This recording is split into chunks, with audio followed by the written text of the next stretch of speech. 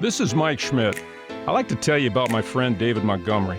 We both began our Phillies career in 1971, and our relationship grew stronger through the next 5 decades. He was a wonderful man who touched the lives of hundreds of Phillies employees and countless numbers of Philadelphia fans. He was a man of wisdom, compassion, integrity, and humor, a great businessman and a great baseball man.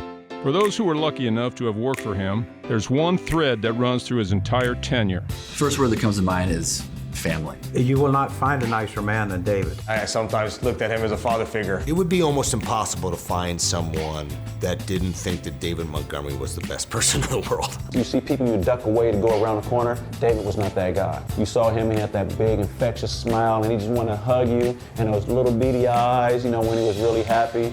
Always got a smile. Hey, Ryan, how you doing? How's it going? Oh, doing well, Mr. Montgomery. No, David, it's David.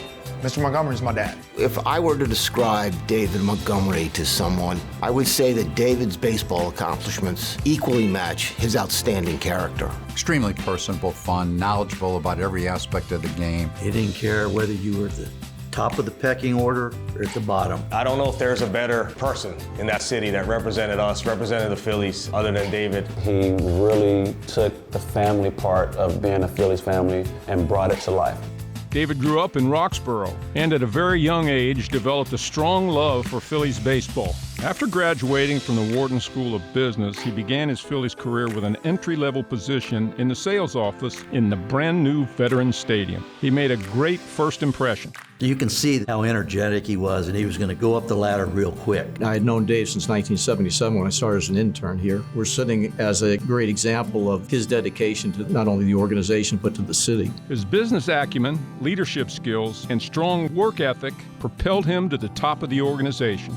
In 1982, David was appointed executive vice president and ran the business side of the ball club for years. In 1997, David took over as the Phillies president, the first native Philadelphian to run the ball club in over 60 years. Everybody had a chance to weigh in as to what they thought was best for the organization. It was so integral and important to him to really know his employees. I remember Pat Gillick telling me, there is not a better person that you'll ever get a chance to be around and to have be your leader. These were lean times for the franchise, but David had a vision.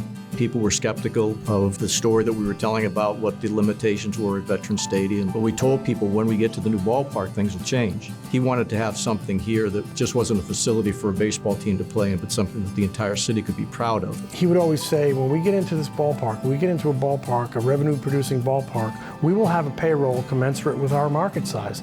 And you know what? Almost as soon as they went there, they did. David was the driving force behind the design and construction of Citizens Bank Park, the best ballpark of the era, and like a great wine, is aged beautifully. He wanted to make it like a living, breathing entity, from the workers to the ushers to the people in concessions. It was amazing to see the whole culture of the organization, how it changed. With CBP on the horizon, the first piece of the plan was to bring a superstar free agent to jumpstart the run to the championship. The key example of our commitment happened when Jim Thome stepped out of the limousine. There was a real feeling that the franchise was headed in a great direction. He had a great year, hit a whole bunch of home runs, a lot of memorable moments, and got everybody charged up to move into the new ballpark. Slowly, they became a franchise to reckon with. They became a winner. Jim's arrival validated a lot of what we were saying, and the driving force behind that was Dave Montgomery. Then came the big day in South Philly. Here come the 2004 Philadelphia Phillie! Let's go get the ring!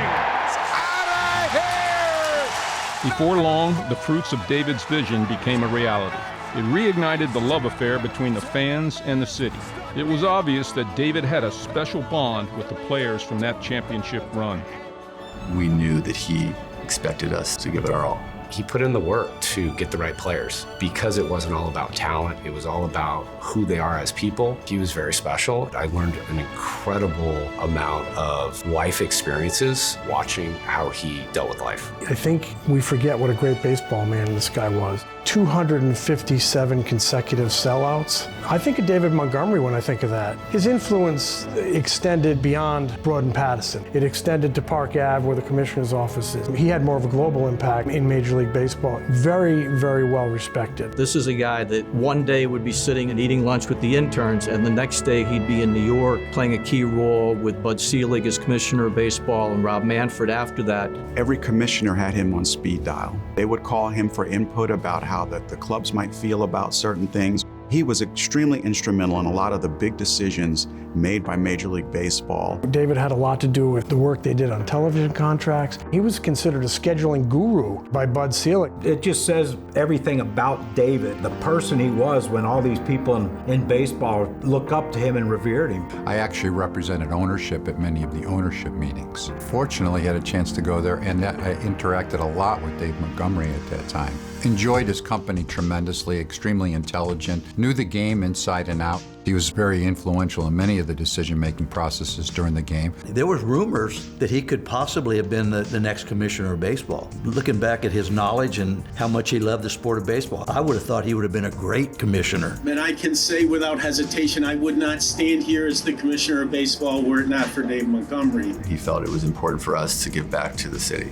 A lot of guys probably would not have had charities had he not been influential in that. They were there the entire time, coming out, supporting, whether it was myself, whether it was Jimmy, whether it was Chase, whether it was Cole. It just seemed like we had something going on like every other week. There wasn't going to be something that a player was doing, and David wasn't going to find a way to make it there. He got joy out of showing support for the team to let you know that you're not in this alone, that I have you, but the Phillies as an organization, we also have you. We're going to support you. Thank you, David, for being a role model to me. Thank you for giving me the inspiration to want to give back to a community with my Boys and Girls Club. It's someone like you made me realize what giving back was all about. Even with all of his accomplishments, he preferred to have the spotlight shine on someone else. One of his signature moments came with the opening of the Ryan Howard Training Center. He was also instrumental in shining a light onto the Philadelphia Stars Negro League history. As a testament to his leadership and character, the Phillies honored him in a variety of ways. A brand new training facility was named in his honor in Clearwater. But perhaps the sweetest tribute came on a beautiful fall day in 2018 when David's Little League field in Roxborough was renamed in his honor. Cooperstown awarded David with the prestigious Buck O'Neil Lifetime Achievement Award. And now we've come full circle, as David joins me and some of his favorite people on the Phillies Wall of Fame. He deserves it because the Philadelphia Phillies meant everything to David. He built this stadium. He had the vision. He put the team together. He made the correct hires. He's the mastermind behind it all. He belongs up there as much as anybody that's on the Wall of Fame. That's how much he's meant to the city, and that's how much he's meant to the Philadelphia Phillies. For all the incredible memories made at the bank, particularly those in Red October, we have David Montgomery to thank for that. Congratulations, David, and thank you. Welcome to the Wall, my friend. Well deserved. We are the Philadelphia Phillies, and our first name is Philadelphia.